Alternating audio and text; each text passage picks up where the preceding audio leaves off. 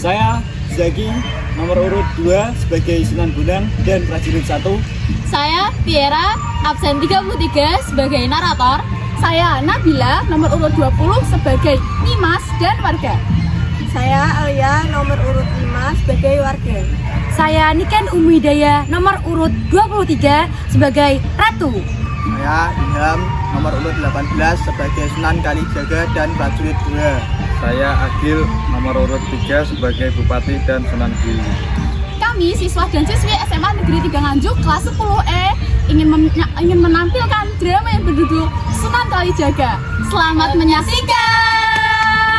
Pada masa keruntuhan Majapahit, Islam mulai menjamah kawasan di Indonesia, khususnya di Pulau Jawa.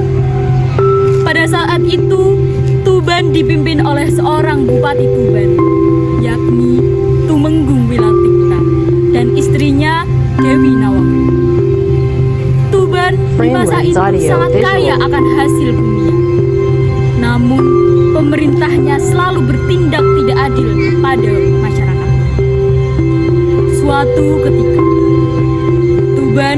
pemerintah Tuban mengeluarkan kebijakan upeti yang sangat merugikan masyarakat. Oleh pirang kintal panen nih. Jan wakil banget nak, not gue mangan sampai 2 putu iki. Wes, sugih lah kowe. Mur nek sugih jelai karo aku ya. Nap, ana apa iku? Masa iku arep tuku telamu, Mur. Tuku telamu iku, Mur.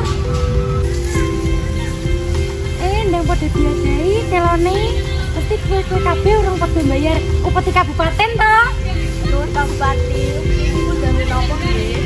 Siapanan ini rakyat-rakyat kayak kowe iki wajib nyerahake upeti kangge kekayaan kabupaten.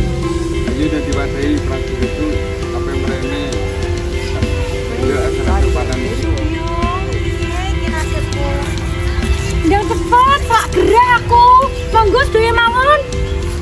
Sementara itu, suasana di Istana Kadipaten sangat ramai dikarenakan upeti singkong yang berdatangan. Pada saat itu, Raden Masaid. Lho, ana apa kangge kok rame-rame iki? Ini Raden, niki upeti telo saking masyarakat. Lho, apa ana kebijakan anyar to, Kang? Ini Raden, Bupati ngutus bupus daya singkong saking masyarakat. Waduh, nek pancen ana kebijakan anyar kene mesti akeh warga sing dadi melarat. Aku kudu iso ngelangi warga ben iso mangan sak bendinane. Pada suatu malam, saat prajurit sedang terlelap karena kelelahan bekerja, ternyata ada seorang lelaki yang sedang membobol gudang dan mencuri karung-karung sitaan hasil upeti. Ayo seliyane ndang foto bubuk. Bagi rata nggih. Nggih. Suasana Kadipaten ricuh akibat adanya pencuri. Para prajurit saling menyalahkan satu sama lain. Mereka pun menyelidiki siapakah pencuri tersebut. Datanglah mereka ke rumah-rumah warga.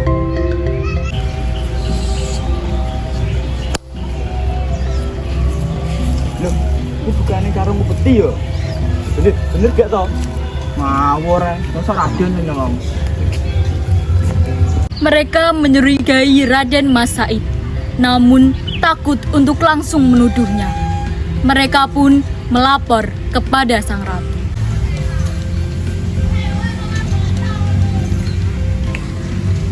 Ratu, kula badhe matur marang panjenengan. Menika kula kalih rencang wau nemoni karung upeti dibagi-bagiaken kalih Raden Mas dhateng warga. Nanging kula mboten mantun nuduh tanpa bukti, Ratu. Tapi muwiripol, Ratu. Nggih, Ratu. Loh, Dimas bagi-bagi kanggo apa? Mboten semerep, Ratu. Ananging sampun dangu padhose bagi-bagi. Yen pancen bener tuduhanmu iki, bakal tak tindak lanjuti perkara iki. Setelah itu, Raden Masaid dipanggil oleh sang ratu, yakni ibunya sendiri, untuk mengetahui kebenarannya. Dimas anakku, apa benar kamu telah mencuri hasil upeti yang dibagikan kepada warga. Iya Bu, benar. Berani-beraninya kamu mencuri itu Dimas. Untuk apa kamu bagikan ke warga? Kamu itu sudah hidup enak dengan hasil. Saya ingin hidup mewah dengan harta orang lain. Itu kurang Romo. Jangan menentang perintah Romomu, Dimas. Aku sedang tidak berbicara dengan ayah ibu. Aku sedang berbicara dengan Bupati Tuban, seorang tumenggung Wilatikta. Aku tidak ingin meneruskan tahta bupati ini. Aku ingin hidup mengembara bebas dengan masyarakat. Walaupun aku ditentang, aku akan pergi. Aku pamit. Ahit, Sabar Romo, Dimas anakmu itu masih kecil. Ternyata di waktu yang bersamaan Diajeng mendengar semua yang mereka bicarakan. Kang Mas, bagaimana bisa Kang Mas mencuri upeti untuk dibagikan kepada warga? Bukankah itu sama saja mencuci pakaian dengan air kencing?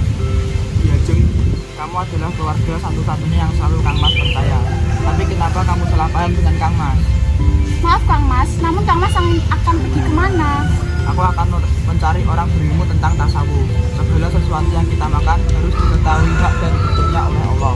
Sekarang Diajeng pikirkan, apakah yang selama ini kita makan sudah hak dan diridhoi oleh Allah?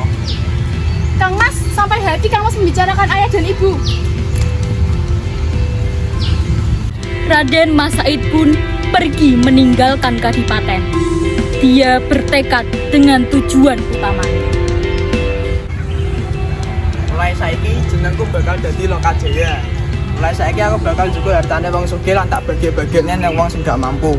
Raden Mas Said mengembara ke sana kemari untuk mencuri harta dan dibagikan kepada orang yang tidak mampu. Aksinya dilakukan terus-menerus hingga dia bertemu dengan seorang kakek tua. Assalamualaikum, Kanjeng.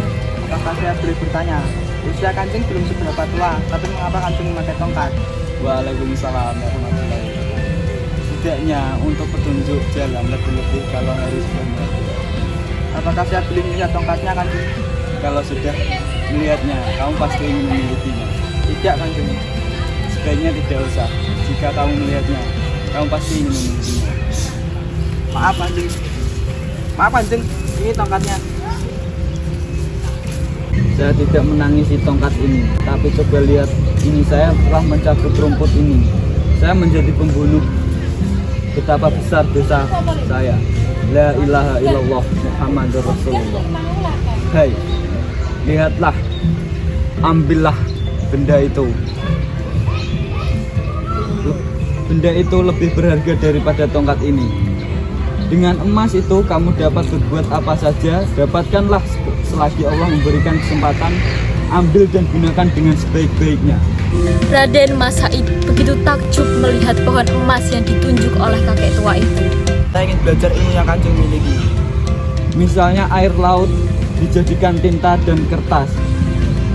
Di seluruh jagat raya ini jadikanlah kertasnya masih belum cukup untuk menuliskan ilmu Allah itu, nak.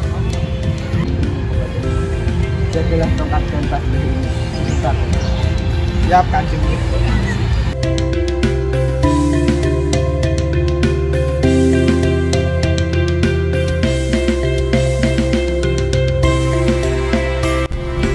Hari berganti hari, bulan berganti bulan, tahun berganti tahun. Raden Mas Said kini dikenal sebagai Sunan Kalijogo, yang berarti seorang yang bertapa menjaga sungai. Lalu kakek tua itu pun kembali menemui Sunan Kalijogo.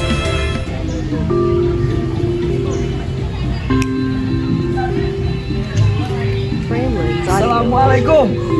Nak, bangun, Nak. Nak, bangun. Maaf, saya baru datang. Sunan Kalijogo pun terbangun dan dibawa oleh Sunan Bonang untuk membersihkan diri. Ia hanya merasa bahwa bertapa di sungai sebentar. Namun pada kenyataannya, sudah 3 tahun Sunan Kalijogo bertapa di sungai tersebut. Dengan lantunan zikir dan Al-Quran membuatnya merasa begitu.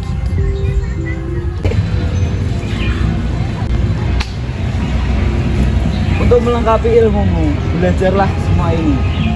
Kau tidak akan mengenal Tuhanmu sebelum kau mengenal dirimu sendiri. Sekarang kau dikenal sebagai Kalijaga. Mulai hari ini kami bisa mempercayaimu sebagai mubalik. Sebarkan agama Islam, tapi ingat, dalam Islam tidak ada paksaan. Berpegang teguhlah kepada Al-Quran dan hadis, dan jadilah mubalik sejati. Ya Kanjeng, insya Allah.